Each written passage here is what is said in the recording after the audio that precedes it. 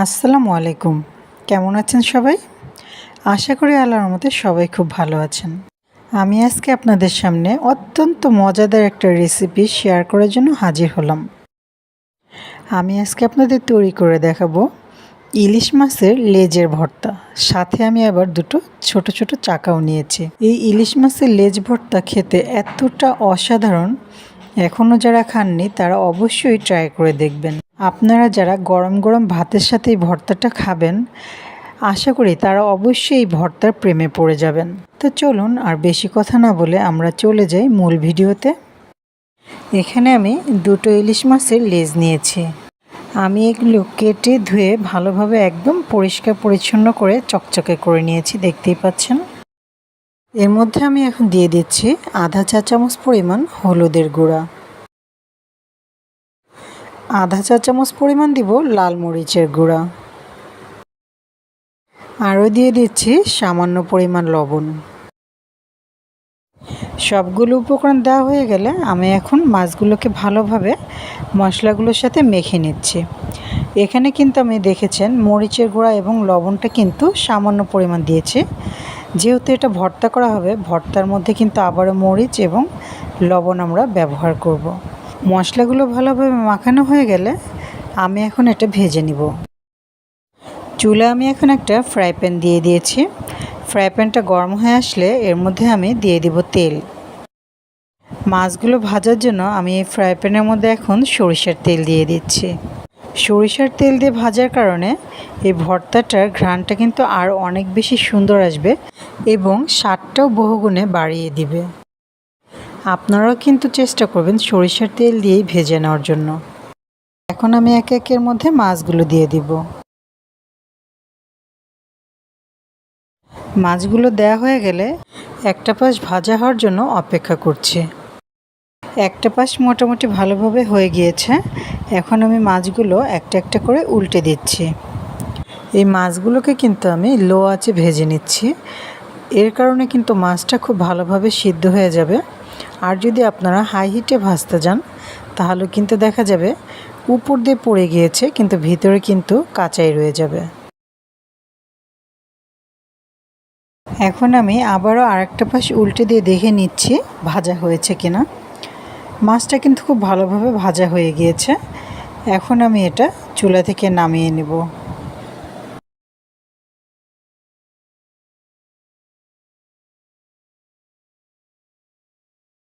মাছগুলো আমি আলাদা একটি পাত্রে তুলে রেখেছি। এখন এই মাছ ভাজা তেলের মধ্যে আমি শুকনো মরিচগুলো ভেজে নিচ্ছি।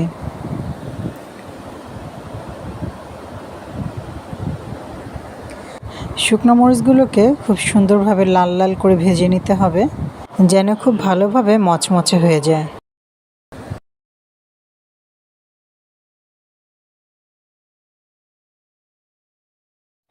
দেখুন মরিচগুলো ভাজা হয়ে গেল। মাছ এবং মরিচ সব কিন্তু ভেজে আমি এই যে একটা প্লেটে এরকম রেখেছি। এখন দেখুন আমি এখন মাছগুলো একটা একটা করে কিভাবে বেছে নিচ্ছি কাঁটা থেকে। আমি দেখুন আলাদা একটা বাটিতে একটা করে মাছ নিয়ে কিভাবে কাঁটাটা ছাড়িয়ে নিচ্ছি।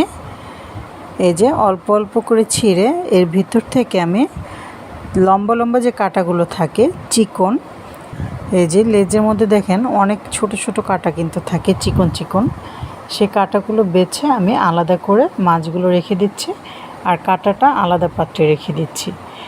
এভাবেই খুব ভালোভাবে মাছগুলোকে বেছে নিতে হবে। এই মাছ ভর্তার মধ্যে যদি কোনো রকম কাঁটা থাকে তাহলে কিন্তু খেতে ভালো লাগবে না, দেখা যাবে দাঁতের নিচে পড়ছে বা অনেক সময় গলাতেও বেঁধে যেতে পারে। আপনারা যখন ইলিশ মাছের লেজ ভর্তা করবেন অবশ্যই কাঁটাগুলোকে ভালোভাবে বেছে নেবেন। আমি দেখুন এভাবে এখন একে একে সবগুলোর কাঁটা ছাড়িয়ে নিব।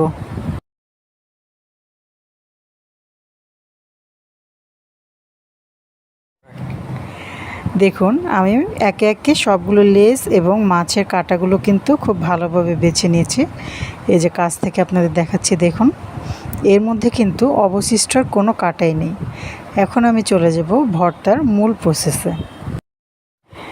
এখানে আমি আগে থেকে ভেজে রাখা 4টা শুকনো মরিচ নিলাম। দিয়ে দিচ্ছি পর্যাপ্ত পরিমাণ লবণ। লবণটা কিন্তু একটু বুঝে শুনে দিতে হবে, যেহেতু মাছ ভাজার মধ্যে আমি কিন্তু লবণ আরও দিয়েছি। এখন লবণ এবং মরিচকে একসাথে মেখে ভালোভাবে ডোলে ভেঙে নিতে হবে।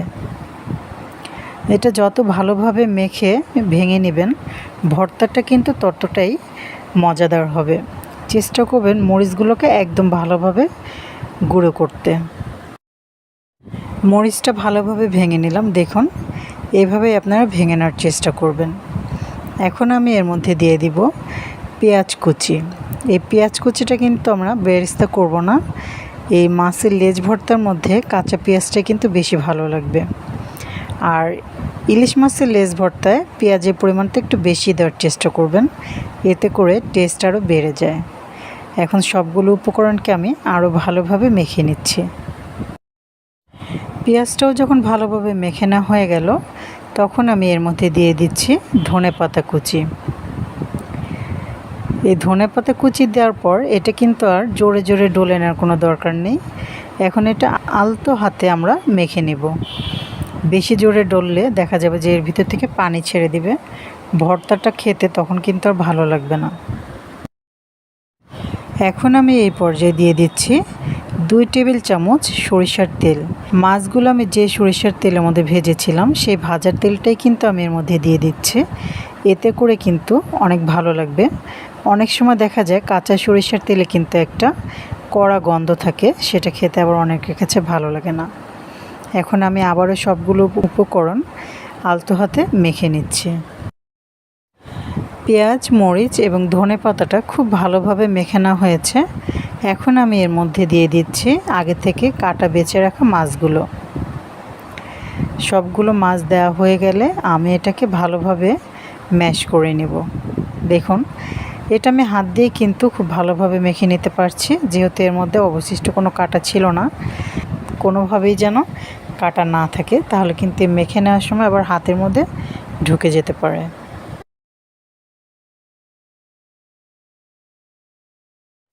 মাছের লেজগুলো কিন্তু খুব ভালোভাবে আমি মেখে নিয়ে ভর্তা করে নিয়েছি। এই পর্যায়ে আমি এখন এর মধ্যে দিয়ে দিচ্ছি সামান্য কিছু লেবুর রস। এই লেবুর রসটা কিন্তু অপশনাল, আপনারা দিলেও পারেন না দিলেও পারেন, তবে লেবুর রসটা দেওয়ার কারণে এটা স্বাদের এতটা পরিবর্তন হবে আর এত বেশি টেস্ট হবে যা আপনারা ভাবতেও পারবেন না। তাই আপনারা চেষ্টা করবেন লেবুর রসটা দেওয়ার, এতে করে এই ভর্তার অসাধারণ স্বাদের পরিবর্তন আসবে। সম্পূর্ণভাবে ভর্তাটা হয়ে গেল। এখন আমি একটু লবণ চেক করে নিচ্ছি। এটা অনেক বেশি মজা হয়েছে। এটা আসলে আপনারা না খেলে বুঝতে পারবেন না, এত বেশি টেস্ট হয়েছে যা বলে ভাষায় প্রকাশ করার মতো না। হয়ে গেল আজকের ইলিশ মাছের লেজ ভর্তা। তো আপনাদের কাছে আজকে আমার এই ভিডিওটি কেমন লেগেছে অবশ্যই কিন্তু আমাকে কমেন্টে এসে জানাবেন। আর যদি ভালো লেগে থাকে নতুন নতুন আরও সব ভিডিও পেতে আমার চ্যানেলকে সাবস্ক্রাইব করে আমার পাশেই থাকবেন। সবাই ভালো থাকবেন, সুস্থ থাকবেন। আল্লাহ হাফেজ।